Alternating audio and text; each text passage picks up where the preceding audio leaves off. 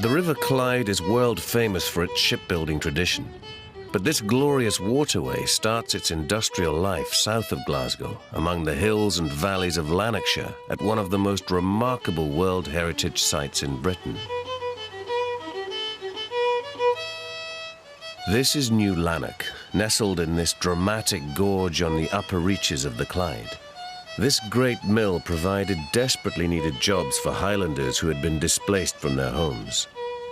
Lorna Davidson helped run the Heritage Centre of this remarkable establishment. David Dale founded the mills here in 1785. In 1791, David Dale heard of an emigrant ship which had set sail, crammed with people from the Isle of Skye who were planning to emigrate to North America. The ship got storm damaged and had to put back into port at Greenock. David Dale heard of their misfortune and sent a representative to Greenock offering them work and housing in his new mill village at New Lanark. These early Highlanders who came to New Lanark were economic migrants. They were trying to find a better life, and I think many of them did find a better life. They were probably more fortunate than many.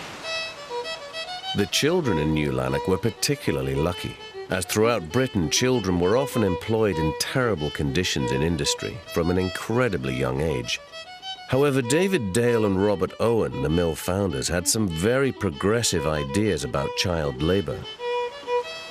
David Dale had an education system quite structured, but Robert Owen took that to new heights, and he built this fantastic building called the Institute for the Formation of Character, because he believed that your character was formed by your education and your environment, and he wanted children to come into the system of education as early as possible.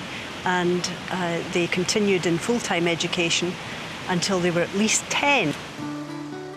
Education was very important to the Gaels, and in various parts of the Highlands, the standard of language and literacy was far higher than in the southern cities. So it was a happy experience for the Gaels that settled in New Lanark, and some evidence of that community remains today. We do have references to the Highlanders, because the row of houses just across there is called Caithness Row, and that's evidently named for the large contingent of people from Caithness who settled in the village. It must have been astonishingly hard for them to adjust coming to work in a factory system. Now, that must have been very strange for them. They were used to living on the land, working when, according to the seasons, according to the daylight. It would have been very difficult to adjust to working in a factory where the hours were long and the work was very repetitive. The cotton mills would have been dusty and hot, quite noisy. So you can imagine that it did prove quite difficult for some of them to adjust.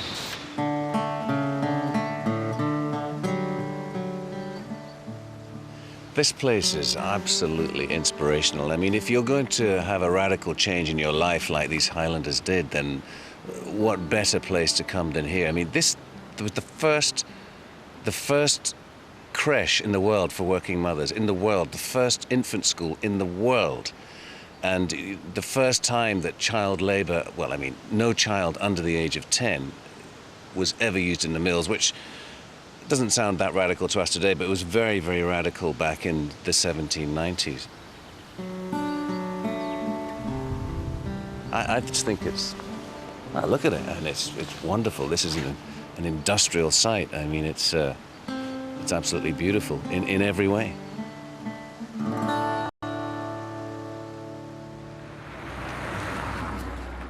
I wonder what the Highlands would have been like if the clearances had never happened.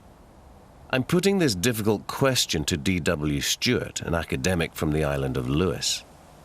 Can you tell me what the Highlands might have looked like if the clearances hadn't happened? That's dangerous talk for a historian. You're asking us to talk about something that we can't measure, which is really it's all problematic. conjecture, I know, but have a go. Well, what you're talking about really, I guess, is potentiality. The chance, the opportunities which we missed. Go to the Highlands nowadays, you drive through the deserted glens, you go out to the deserted islands. what you feel is, you know, you're always saying, what might have been? The people that aren't there anymore, the talent we've lost, the money that we've lost, the culture that we've lost, all that's gone, thanks to the clearances. Even though some of the Highlanders may have recovered from the clearances, the land itself has never recovered from the ravages of the imported sheep who ate everything in sight. The Highlands are an ecological disaster area just now. If people were still living there, and if there hadn't been clearances, of course there would have been much more people living in the Highlands nowadays. You get the feeling that it would just be a greener place, cultivated, agriculture going on, people living there, people using the land and working the land as their ancestors had done. The people, well, you know, we've lost a lot of our backbone over the past 300 years, so we're more willing to take advice from people coming from the outside. Not being the owners of the land they worked on meant that the Highlanders have never had the power to decide their own fates. Tenants at this time, they weren't, if you like, trying to preserve this brigadoon, tartan, traditional, you know, never land. Yeah. They were trying to make themselves better. They were entrepreneurs, but they were stymied. They were snookered at every angle because, you know, because they had nowhere to go. The people with the power in the Highlands had definite ideas about the development of the area, and it's an emotive subject even today.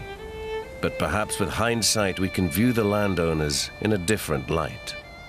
I mean, the whole problem with the clearances really is that, you know, we're not talking about comic book villains, tyrannical landlords, evil factors. You know, the people behind the clearances were visionaries. They're really equipped with the most recent, up-to-date ideas about society, about economics. It sounds great. It would have sounded great in the lecture theatre. You know, these guys that really believed they had found out the secret of human progress.